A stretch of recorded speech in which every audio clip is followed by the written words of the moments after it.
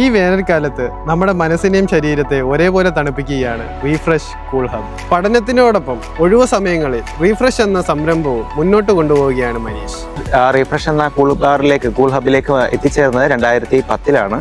2010-ലാണ് അച്ഛൻ തുടങ്ങിയതാണ് സ്ഥാപനം റീഫ്രഷ് എന്ന കൂൾ ഹബ്.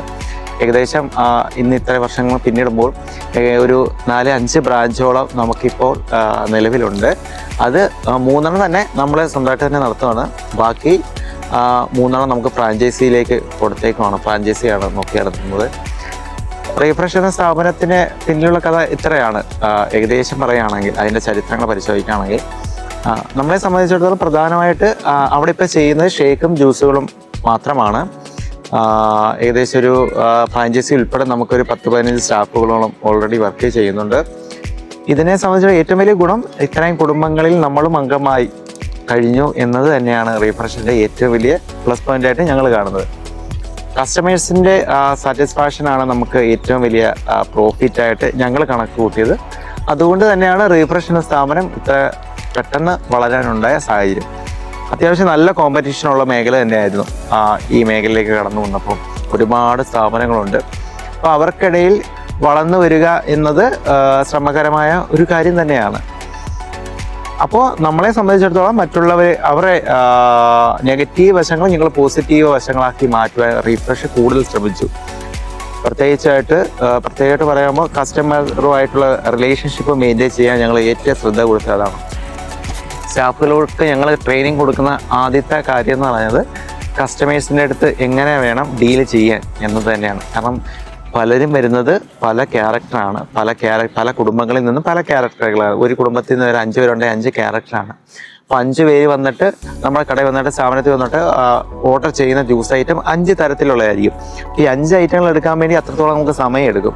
അപ്പോൾ കസ്റ്റമർ ചിലവർ നല്ലോണം ദേഷ്യപ്പെടും. അപ്പോൾ നമ്മളെ സംബന്ധിച്ചിടത്തോളം അവരെ കൂളാക്കാൻ വേണ്ടി നമ്മൾ അതിനൊക്കെ ബിഹേവ് ചെയ്യുക എന്നതാണ്. അതാണ് ഞങ്ങളെ സംബന്ധിച്ചിടത്തോളം ഏറ്റവും വലിയ പ്ലസ് പോയിന്റ്. കസ്റ്റമർ ഡീലിംഗ് അല്ലെങ്കിൽ കസ്റ്റമറുമായിട്ടുള്ള ഒരു റിലേഷൻഷിപ്പ് മെയിൻറ്റെയിൻ ചെയ്യാൻ ഞങ്ങൾ അന്നും ഇന്നും ശ്രമിക്കുന്നു. അതാണ് റീഫ്രഷിനെ സംബന്ധിച്ചിടത്തോളം ഏറ്റവും വലിയ പ്രോഫിറ്റ് എന്ന് പറയുന്നത്. പിന്നീട് നോക്കുകയാണെങ്കിൽ നമുക്കിപ്പോൾ നിലവിൽ പറഞ്ഞതിൻ്റെ കണക്ക് 5 സ്ഥാപനങ്ങളിൽ 3 ഫ്രാഞ്ചൈസി, 6 സ്ഥാപനങ്ങളിൽ 3 ഫ്രാഞ്ചൈസി ആയിട്ടാണ് പോയിരിക്കുന്നത്. ബാക്കി 3 ഒരെണ്ണം ചേട്ടനാണ് നടക്കുന്നത്. ചേട്ടനും സ്റ്റാഫുകളും ഉണ്ട്. മറ്റിടത്ത് അച്ഛനും അമ്മയും നടത്തുന്നത്. മറ്റൊരിടത്ത് നമ്മൾ സ്റ്റാഫിനെ നിർത്തിക്കുകയാണ്. ഇതാണ് നമ്മുടെ 3 ഉള്ള ഷോപ്പുകൾ എന്ന് പറയുന്നത്. അപ്പം ഈ 3 ഷോപ്പുകളെ സംബന്ധിച്ചിടത്തോളം നമ്മൾ പ്രധാനമായിട്ട് ടൗൺ ഏരിയ കേന്ദ്രീകരിച്ചല്ല ഈ 3 സ്ഥാപനങ്ങളും തുറന്നിരിക്കുന്നത്.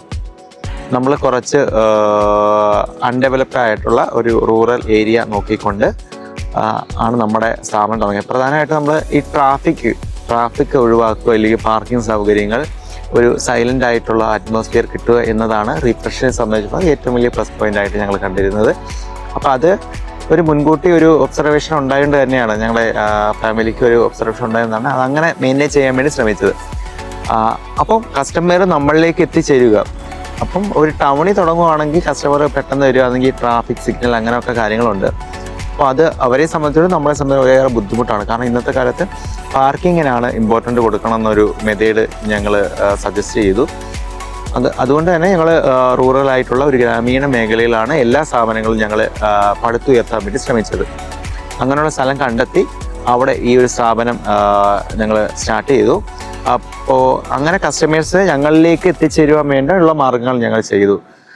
പോകുന്ന വഴി ജ്യൂസ് കുടിച്ചിട്ട് പോവുക എന്നൊരു കൺസെപ്റ്റിലേക്ക് മാറ്റിക്കൊണ്ട് ഞങ്ങളുടെ കടയിലേക്ക് ജ്യൂസുകളായാലും ഷേക്കുകളായാലും കുടിക്കാൻ വേണ്ടി കസ്റ്റമേഴ്സിനെ എത്തിക്കുക. ആ ഒരു മെത്തേഡാണ് ഞങ്ങൾ ഫോളോ അപ്പ് അന്നും ഇന്നും ചെയ്തുകൊണ്ടിരിക്കുന്നത്. അതുകൊണ്ട് തന്നെ റീഫ്രഷ് വളരുകയുണ്ടായി. അങ്ങനെ വളർന്നുകൊണ്ടിരിക്കുന്ന ഒരു സ്ഥാപനമായിട്ട് റീഫ്രഷ് മാറി. അതാണ് റീഫ്രഷിൻ്റെ കഥ എന്ന് പറയുന്നത്.